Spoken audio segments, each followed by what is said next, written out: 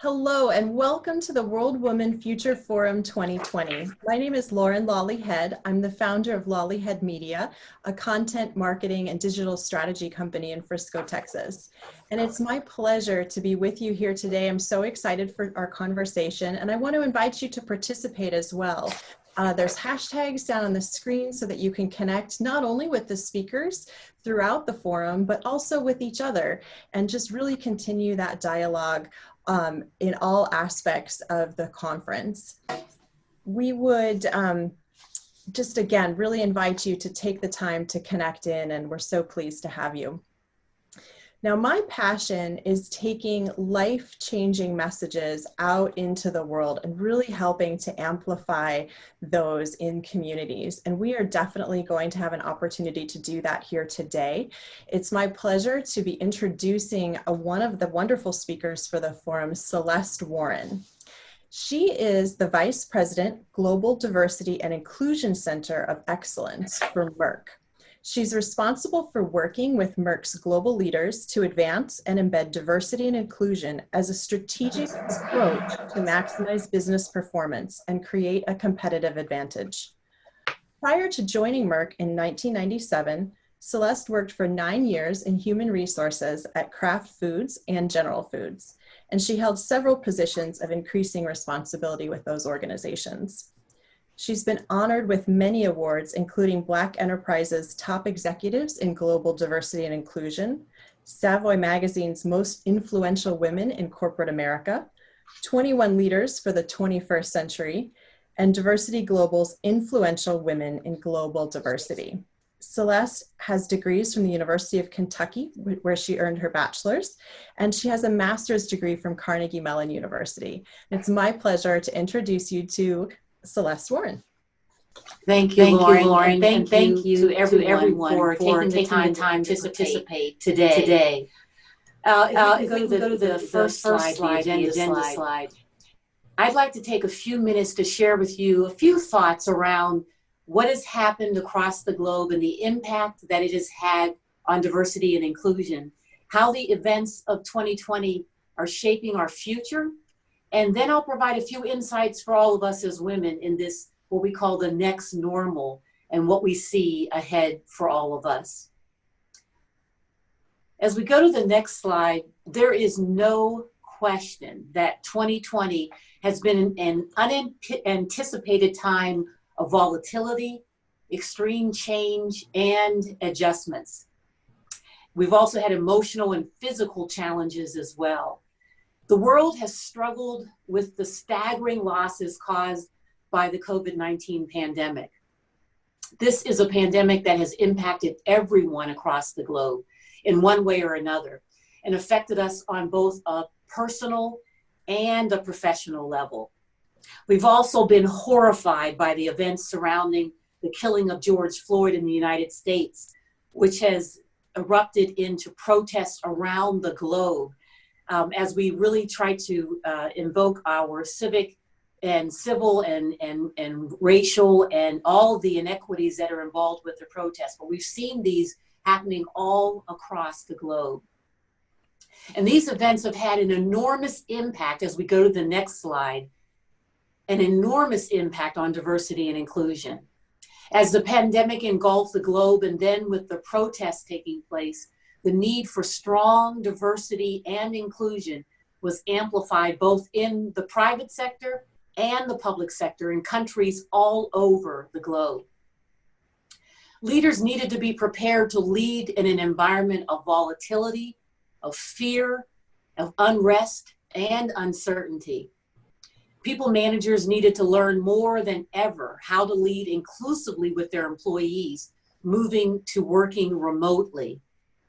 The pandemic and the social unrest magnified the gaps in leadership capabilities that we saw in our first and our second line manager levels specifically. And as employees found their voices over the social unrest, there was a sharp increase in employee engagement, dialogue, and the demand for empowerment of the workforce. And with most individuals working from home and integrating their personal and their professional lives, that intersection of community, of economic and political views and the workplace ideals have become more and more integrated. The pandemic and the protest, as we go to the next slide, the pandemic and the protest around the civil injustices have served as an unmistakable call to action. Smart leaders, that they've been watching the past 7-8 months, and they've taken the time to study, learn from, and strategize as to how these events will shape the future success of corporations. They've learned several things that will shape the future success within their organizations. They know that capabilities that made leaders successful in the past may not be the capabilities that will make them successful in the future with the changing dynamics in the workforce. The impact of 2020 has taken its toll on the health and the wellness of employees, both physically and mentally. And we're going to need to address those in order to maintain and grow a productive workforce. Also, the impact of the pandemic and working virtually has really caused leaders to examine where employees can be productive and what that workforce can look like and achieve. Bricks and mortar may not be needed as much as IT infrastructure and what's important from the standpoint of us connecting virtually. That will be so, so powerful. And as employees work from home, with the 24-hour news channels at their disposal, their knowledge about current events impacting their lives and their communities and their livelihood enhanced and hastened that, I call it employee awakening that's happening, contributes to the need for more empowerment and all of us to respond to that as leaders and managers. And as we go to the next slide, so what does that mean for all of us as women in the workforce? How do we evolve to ensure we're successful as we walk into this new dimension, this new, what I call the next normal? First, we need to learn to put ourselves first. In 2020, many women have taken on the role of employee along with their roles as mothers, wives, significant others, caretakers, teachers, and physicians, chief financial and economic officers of their homes. And so we're going to all need to learn to start to take care of ourselves first and put ourselves first for the benefit of not just others, our families, our coworkers, those we manage, those we lead, those that we work with, but for us. We're going to have to learn to do that. We were once scrutinized for our heavy reliance on our soft skills, a term which was meant to say that we didn't have the hard driving capabilities to lead. But in this environment that we find ourselves in right now, women more than anyone know the impact of working in this environment, and those soft skills that were criticized in the past will be the type of leadership skills that will be needed in this evolving workforce. And we will need to make sure that we're staying relevant in our respective disciplines, not just focusing on what are the skills and the capabilities that we need today, but we really need to be looking out ahead, decades ahead, and saying, what do organizations need? How are they evolving? How is my function and my discipline evolving? And really understanding those capabilities that are needed and staying relevant. That's what I mean by staying relevant, by staying ahead of the curve and understanding what the organization needs in the future and being a part of that powerful leadership workforce that we need moving forward. So I would say that those are the things that we really need that impact us as women in the future. And then lastly, I just want to say that as we close up and going to the next slide, again, thanking you for this opportunity to be able to share just some insights. And at this point, I'll turn it over to Lauren, because I'm sure that you have questions, and let's just engage in the conversation. Well, that was fantastic. Thank you so much for all the information that you shared there. I wonder if maybe one of the things that jumped right out at me about the material that you were sharing was the comment that you made around how this period of disruption has really highlighted gaps in leadership skills in those first and second line managers and leaders within organizations. And I wonder if you could just expand on that a little bit and talk perhaps first to their leaders and what those individuals need to be doing to kind of help up level the skill sets within those first and line, second line managers? No, absolutely. So with COVID-19, when our workforce transitioned, most of the workforce transitioned to working virtually, managers really needed to be able to lead in a different way and manage in a different way. And what we found across many organizations, because I heard this from my peers as well, we found that managers and leaders were conducting meetings in the exact same way as if they were face to face. And what I mean by that is, all of those visual cues that you would see as you're talking with people and you're interacting with them face to face. Sometimes, depending on whether you had, like we have now, the video conferencing, but sometimes, with internet connections and things like that, you were just basically hearing some of your workforce just on the phone and audibly. So you had to make sure that you were paying attention to not just the visual cues through the camera, but also through listening and making sure you're stopping periodically to say, very frequently, to say any input, or does anyone have any comments or feedback or questions, and doing that more frequently. There's a different style to how you do that. And so leaders need to make sure that they're first role modeling the way and making sure that they're demonstrating those new skills and capabilities in leading their individuals, so their managers, their people managers, can see that and then see what good looks like, and then they can also emulate it as well. So that's one thing that leaders need to be doing. They also need to be providing links and materials and resources and tools to their people managers to help them, and articles and things that they can read and learn about, e-learning, and that they can learn about to be able to lead more, what I call inclusively, because that is so needed now in this environment. And even for those individuals that we call our essential workers, that are working in plants and working in the front lines of healthcare and where they can't work virtually, they need to also be very, very inclusive in that environment as well, making sure that they're meeting their needs. Because in a lot of these different cases, as an example, the women that are essential workers and are working at the forefront of our lines in the pandemic, they have children who the childcare options are limited. Childcare centers have closed, or they don't have people coming to their house that would have been coming to their house and watching their children. And so there's a lot of things that are happening that they have to pay attention to as managers and leaders. And again, the leaders need to be making sure that they're talking to their managers and taking time out of their staff meetings to have these, in one-on-ones, to have these conversations with their managers, to ask these questions. How are you helping your managers, your employees to be productive during this time, and asking them, and then basically making it a safe place for managers to say, I don't know what I'm doing, I'm having challenges, and being able to have that conversation. When it comes to the civil unrest and the protest and the employee awakening, same thing. They need to be role modeling, leading with empathy, and saying, I may not know what you're going through personally, but I'm here for you. My doors are open.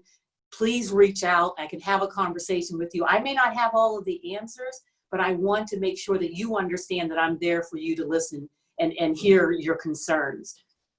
Again, emulating that, role modeling that with their managers, asking their managers, how are you feeling? How are you doing in this space? Have your employees heard from you during this time? What has been their feedback? And then also giving them tools and resources that they can read, that they can view, that they can learn how to be able to lead and manage their employees more effectively during this time.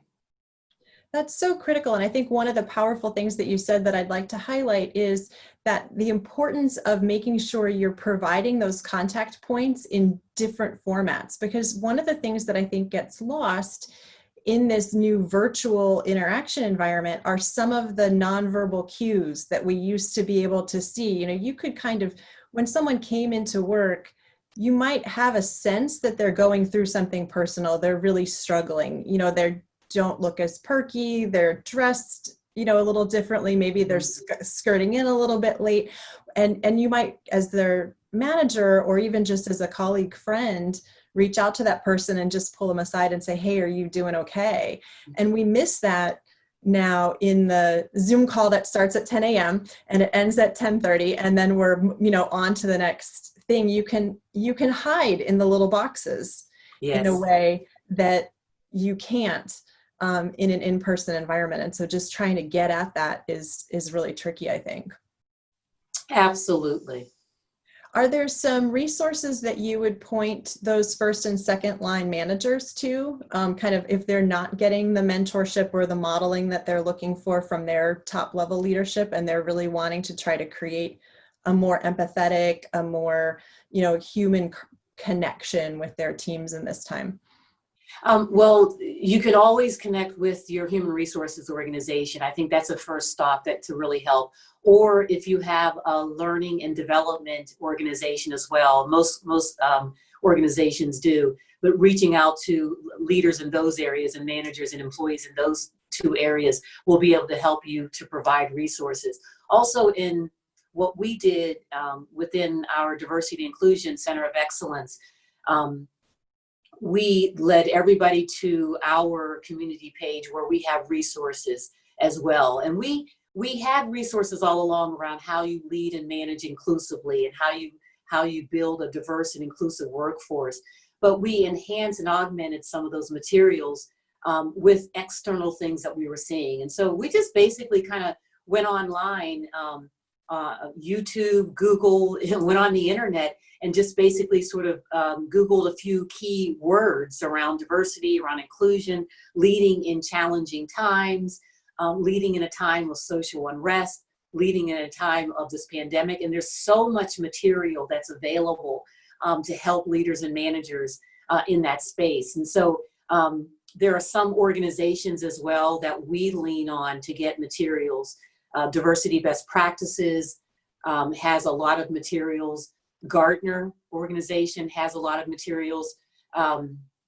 Catalyst, especially for women, has a lot of materials to help women during this time because we've been so impacted from working virtually as well. So I would recommend those organizations to really reach out to and get information to help you. That's terrific. I appreciate you sharing those resources.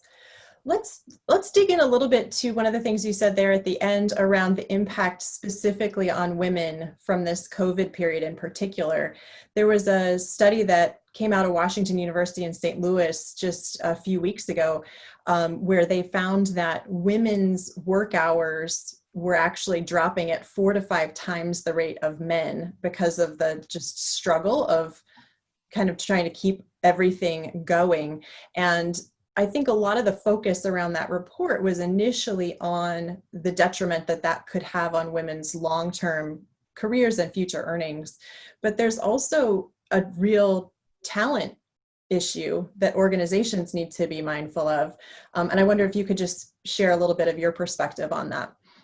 I definitely felt that. So knowing how my team is very, very diverse from the standpoint of many, many dimensions of diversity, and one of which being some of them are new mothers, some of them have mothers that have, you know, have 3 or 4 children in high school, middle school, and elementary school, and some are single and no kids, no significant other, footloose and fancy free, as we used to say back in the day, and so. From that perspective, I learned a lot from my team as well in leading during this time. What I found was, and experienced myself, because my kids are older, but in high school and in college, and can kind of manage the schoolwork on their own, but you still have to be checking in. But when you have younger children, especially elementary school, and you know, that age of 5 to 12, 13, 14 years old, you have to really be making sure that you're checking on them and making sure that they're doing the work when school was going on, making sure that the connections are working and all those different things. And then, that they're eating and making sure that they have breakfast and they have lunch and that they're they have their snacks, and they're staying engaged with the teacher. And then all the while balancing the meetings and the workload and all of the things that you have to do. And I did see that the moms in my organization, that they were working at different hours, just as I was. You're working at certain periods of time. And so what I found was that women were being at first there was apprehension. There was, oh, how am I going to do this? My boss is going to think I'm not working, and all I'm doing is being a full-time teacher to my children. And there was a lot of apprehension about this, and many women starting to really think, can I do this? Can I really work in this environment and be successful? And so there were interventions that we started to put in place, where telling women and coaching and counseling women that make sure that people know, look, from this time to this time, this is what I'm doing. And from this time to this time, this is what I'm doing. I'm setting up my meetings during these particular hours because I have to have the time to be doing these things with my children. And that's okay, and making sure that everybody knows that it's okay. But we as an organization, we have to make sure that we are allowing for this intersection of personal and professional especially in our women, because we're finding that more women are doing a bulk of this work and carrying a bulk of this workload. One of my direct reports, she has a newborn, less than a year old. So you can imagine, I told her, I said, if I can, remembering back to, and this is her first, remembering back to when I was a new mother and a newborn, and making that adjustment of going to work and coming home and having that to do that. If I was in this environment now, I probably would be losing my mind. But we talked through, during this period of time, this is what I need to be doing. And she has no one coming to the home to watch her children and watch her child. And so all of these things have to be taken into account. And as leaders and managers in the organizations, if we don't pay attention to that, and if we aren't allowing for that flexibility of work and thinking about what needs to get done, not how it's getting done or when it's getting done, then we will be able to have a much more successful female workforce during this very unprecedented time. Paying attention to what's happening in that space. And I would say to my colleagues, my female colleagues that in the workforce, hold on, have the conversation with your manager and with your leaders around the challenges that you're facing, because we don't want everyone to give up, because this is a situation that will pass. We are going to eventually get vaccines for this virus. We are going to be eventually moving into the next normal. I won't say the past normal, but a new normal that there'll be more going back to the office and all of that other stuff. So, but for now, take the fortitude to have those conversations with your manager and your leader, and don't give up. Please don't give up, because we need your skills, we need your capabilities in the workforce as we move forward and into the next year, especially.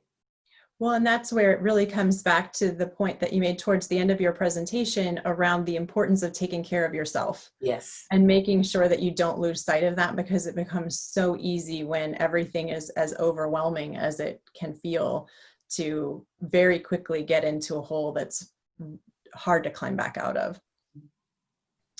One of the other challenges that I see facing organizations, because, we don't have enough of them, is that we're also all operating in an era of hyper partisanship. Like everything is contentious. Things that if you had told me back in January we would be quibbling over, I would have thought you were crazy. Mm-hmm. And I think that's just another thing that's real hard for leaders to have to manage. How do I create a positive, inclusive environment for my team and for the people around me in this context of just where everyone's so quick to fight?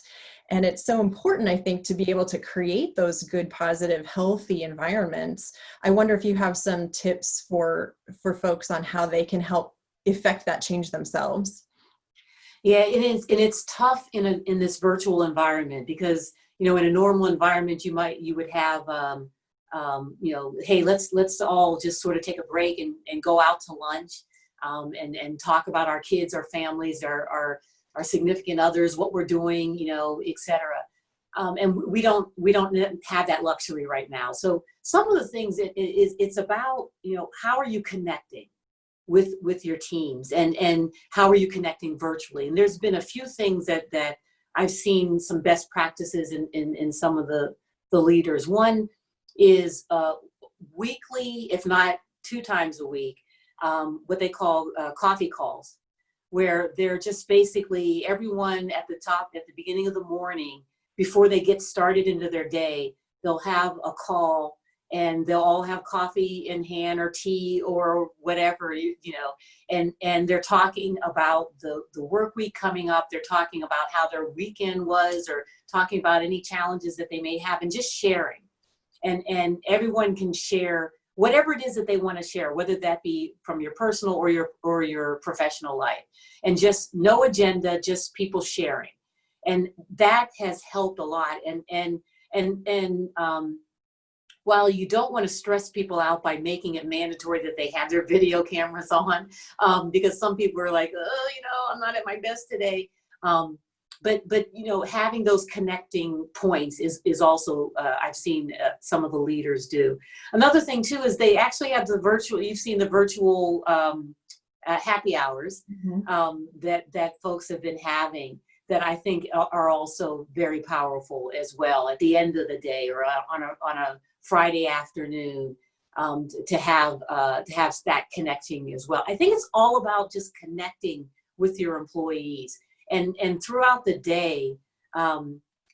I read an article over the weekend about the Zoom fatigue, and how people are looking at themselves during the Zoom meetings, and over the course of the few months that we've been in quarantine and been sheltered at home, how they feel like they're looking older and older and older and older. And every time there's a Zoom meeting, it's a reminder of their little picture in the corner of how tired they look, and et cetera, and how they're becoming it's starting to just like weigh on their self-esteem and all of that. And so it's just a matter of, one leader had, they had with all of her female, it was a female sort of colleagues, they came together and they had tips around how you can lighten your room, or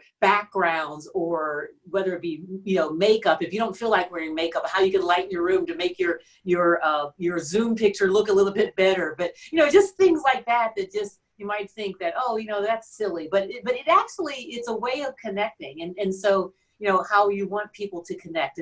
And so I've seen a few of those leadership best practices and being able to do that. And sometimes, it's just not setting up a meeting, but just picking up the phone or texting someone and say, hey, you got a few minutes? Just wanted to check in on you, see how you're doing, and not putting a half-hour Zoom call to just have a 5-minute conversation and clogging up people's calendars and schedules, but just texting and saying, hey, how are you doing? And shoot. One manager would make a quick 30-second video and send it out to their employees through text, and say, hey, just checking in on everybody, making sure you're doing okay. Just sipping a cup of coffee, was thinking about you. Feel free to text me back or give me a call throughout the day. I have this time open, and wanted to just connect. Just some simple things to do to just connect with people. That's so nice, especially not turning it into a giant production, right? That it can be. Sometimes just a phone call works. We don't always have to be on video now. That's so interesting.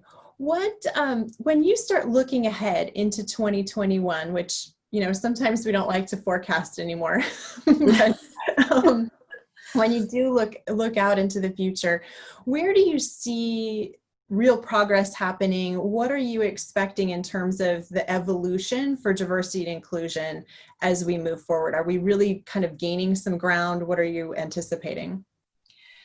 That's a great question. And I think this has been, especially over the last two months or so, has been a very, very challenging time for diversity and inclusion practitioners.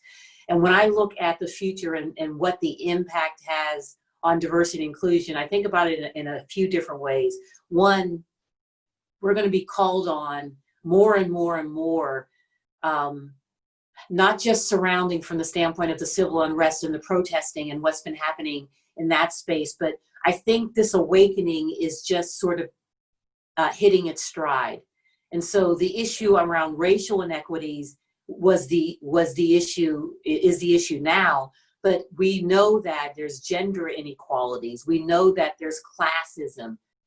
We know that there's all different types of isms that exist, that as people are starting to feel more comfortable with their voice, they're going to start expressing these concerns more and more and more, because they found their voice, and that voice isn't going to go away because a specific issue might fade into the darkness.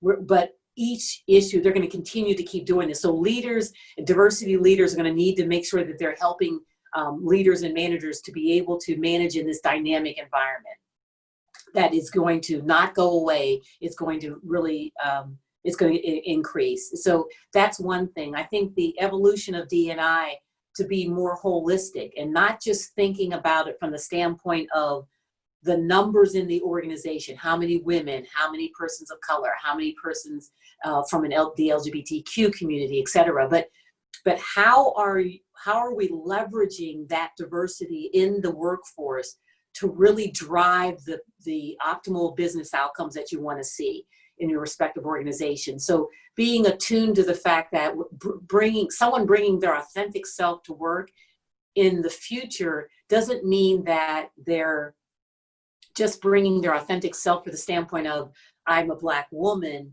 but bringing their ideals and their experiences from their communities to really help to drive a more engaged workforce, but also driving the business. So in our space, in the pharmaceutical industry, as a Black female, there are disease states that adversely impact us in a larger way. So what am I doing from understanding how that affects my community through my culture, my experience, and bringing that to the workplace, being able to help leaders to integrate the cultural experiences of different communities weave it into the business practices. That's going to be really, really critical. A third piece is around understanding the political environment. In all of the countries around the globe, political issues, in each of those issues wrapped around it are issues around diversity and inclusion. Because depending on where you stand with that issue, there is a polarization that is accompanied based on your experience from where you come from, your culture and your experience around the globe. The way you look and you view that political issue has that impact. And so as D&I leaders in diversity and inclusion, we have to be attuned more than ever in the future around the political and the economic landscape and be able to understand those different viewpoints across the different regions around the globe, from climate control to immigration to the rise of nationalism. We need to be able to understand that, because all of those issues have D&I wrapped all around them. Well, and I love what you're saying too around just taking that holistic approach and really baking it back into the business outcomes and how it's working within the organization and helping the organization. And from my perspective, that's really where sustainability happens in terms of continuing this conversation, so that it doesn't become, a blip in a moment in time, but truly an evolutionary process that hopefully we're working through. Absolutely. Our time is starting to wind down. Is there perhaps one or two key takeaways that you would like to leave our audience with in terms of, I always like to look for those real action moments. What can, as I end this session, what can I take out and affect inside my own work? I would say the two things from the last part of my presentation. The first is please take care of yourselves. Absolutely take care of yourselves. We've been doing so much for so many different people, whether that be within our families or in our professional lives with our employees. But please, please take care of yourself. Take the time to do that. And then lastly, as I said, stay relevant. Bring your authentic selves as that chief operating officer and CEO of your household. Bring that to the workplace, because you are managing and juggling a lot of different things, and those skills and those capabilities are really needed in the workforce that we have as those COOs and CEOs of our households. So those are the two things that I would say are very, very important that I like to leave people with. That's fantastic. Well, Celeste, Warren, thank you so much. This has been a delight. I could talk to you all day, but I think we have to wrap up. So thank you again for your time and your generous sharing of information. I also want to just thank, on the behalf of Celeste and myself, thank the whole team at the World Women Foundation. Rupa Dash and her team have just been fantastic. Really appreciate them putting this conference together for us. And also just to invite all of you to, again, continue the conversation online. The hashtags for the forum are on your screen.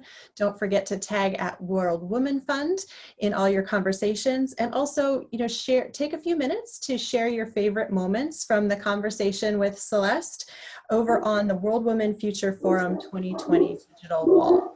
So with that, I will just sign off and say thank you again, Celeste. It's been a pleasure. Thank you. Take care, everyone. Bye.